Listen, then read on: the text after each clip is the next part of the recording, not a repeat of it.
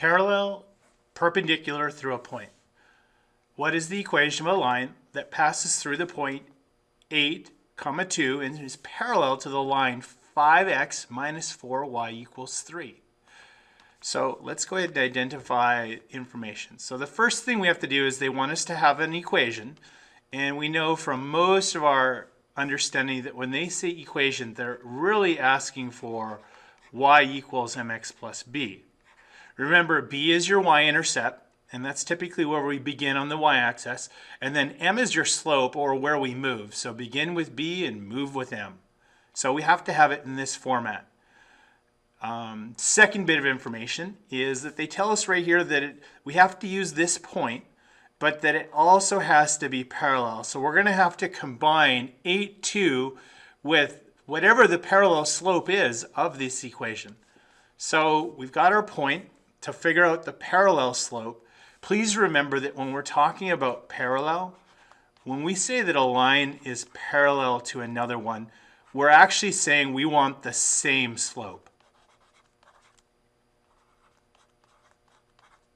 So in this case, I need to go ahead and put this equation 5x minus 4y equals 36 into slope-intercept form. So it's going to look like this when we're done, so I can steal the m. Again, it said parallel, so I need the same slope. So 5x minus 4y equals 36. I'll begin by subtracting 5x from each side. Notice that on top that our x values to the right and y is isolated on the left. So I would have negative 4y is equal to negative 5x plus 36.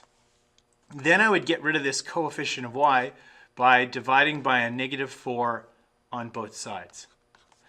And I'm choosing to divide the negative 5x and 36 by two different but common denominators, because often your b value is going to simplify to an integer. So let's see, negative 4 over negative 4 is 1. 1 times y is y. A negative 5 divided by negative 4 is going to leave me with a positive 5 over 4x. And then a positive 36 divided by negative 4 is going to give us negative 9.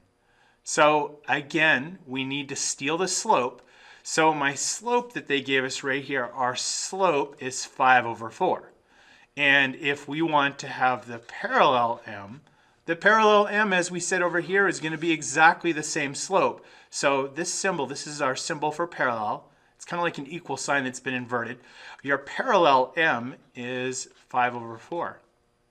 Now at this point that we have the slope, we actually have the point over here. I'm going to switch over to blue, and we're going to go back to slope-intercept form. We're going to go y equals mx plus b. Again, remember, if we have to put it in slope-intercept form, we know our m, we're just missing our b value.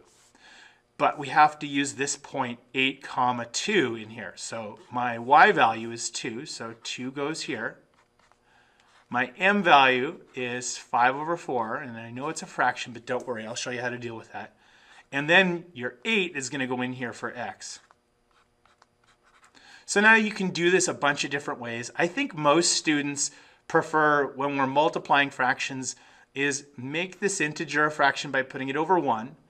And then I'm going to go ahead and just leave it as a fraction for right now. So in other words, 5/4 times 8 over 1, that's going to simplify, or it's going to get a fraction of 40 over 4, which I know that that simplifies. But again, the advice I gave you on the final is err on the side of caution, show more work rather than less.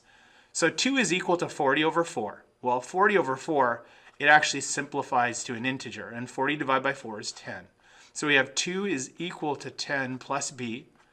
Then I'll subtract 10 on each side. Cancels. And then 2 minus 10 is negative 8 is equal to b. Now, again, I'm just going to grab this. We have our m value of 5/4. We have our b value of negative 8. All we have to do, and please forgive these long arrows right here, all we have to do is substitute that back into this equation. And I'll just bring it over here. So y equals 5 over 4x minus 8. And I feel pretty confident about that. Now with that said, we still have to go over perpendicular, but I'll show that in the next video.